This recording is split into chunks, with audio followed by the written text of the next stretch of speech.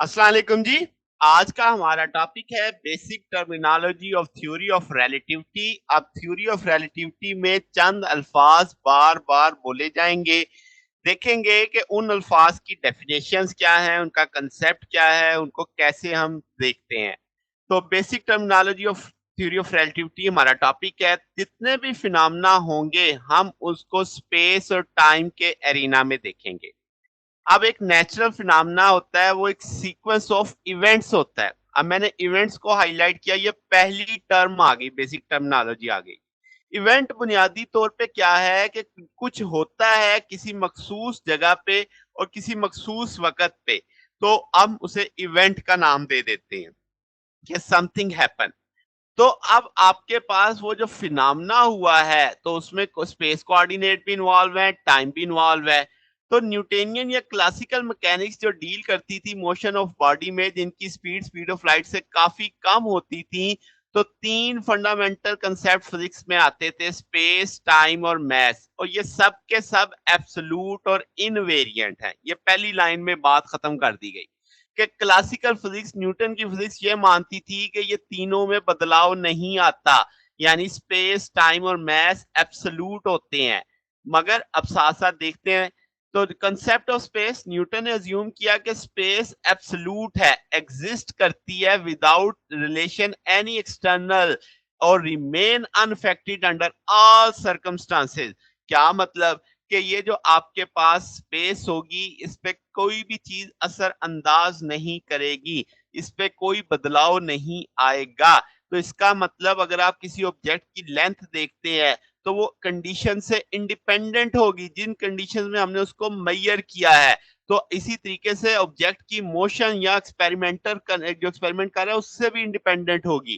तो इसलिए अज्यूम किया गया स्पेस की तीन डायमेंशन होगी, यूक्लिडियन ज्योमेट्री को मानेगी, यानी ये क्लासिकली बात हो रही है। लेंथ इसकी हम distance between two fix point के साथ मेजर कर लेंगे और अदर डिस्टेंस जो होंगे वो हम स्टैंडर्ड लेंथ के तौर पे देख लेंगे। फिर टाइम का जो कंसेप्ट है क्लासिकली न्यूटन के तौर पे कि टाइम भी एब्सोल्यूट है, मगर ये आप कह लें कि एक वेरी करेगा, फ्लोइंग यूनिफॉर्मली आगे की तरफ चलता जा रहा है, इसमें भी without reference to any external, यानी ये भी एब्सोल्यूट है, किसी इसके लिहाज से आप नहीं कहेंगे कि किसी और रेफरेंस के लिहाज से आपने देख रहे हैं इसे।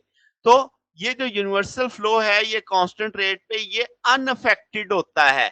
किस किस चीज से अनअफेक्टेड है? Motion of the position of object, observer, ठीक है। और मगर दो चीजें यहां से अब हासिल हुई कि जो टाइम इंटरवल है यानी दो इवेंट्स के बीच में वो सेम होगा तमाम ऑब्जर्वर के लिए।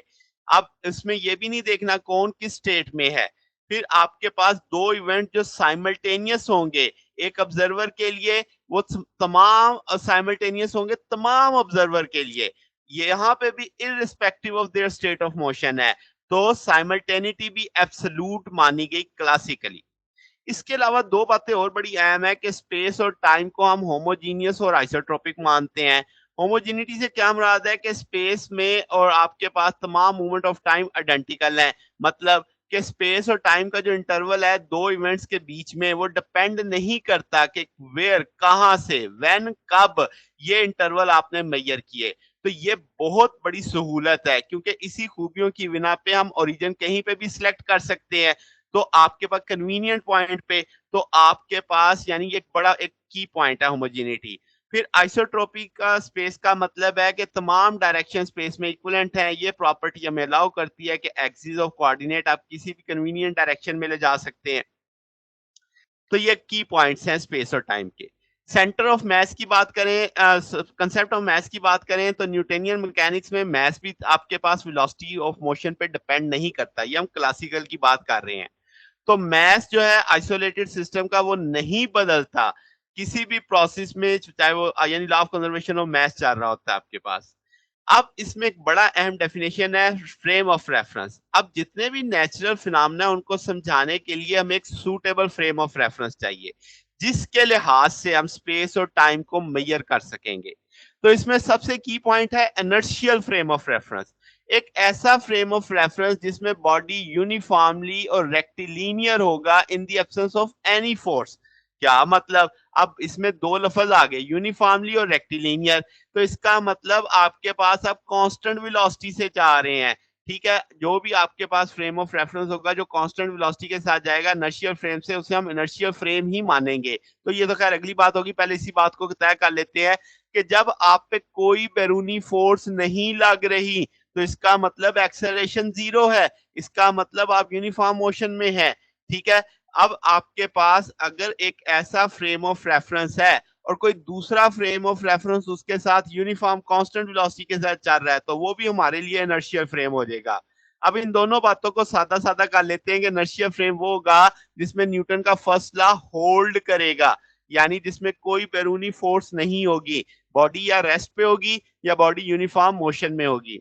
अब रेफरेंस फ्रेम को जब हम ओरिजिन फिक्स कर देते हैं, जैसे सेंटर ऑफ सन पे उसके 3 एक्सिस ले लेते हैं स्टेशनरी स्टार्स की जानिब, तो आपके पास इसे फंडामेंटल इनर्शियल फ्रेम हम मानेंगे। इस फ्रेम में जो प्लैनेट्स की मोशन है वो सिंपल हो जाएगी और न्यूटन का लॉ आपके पास वैलिड होगा।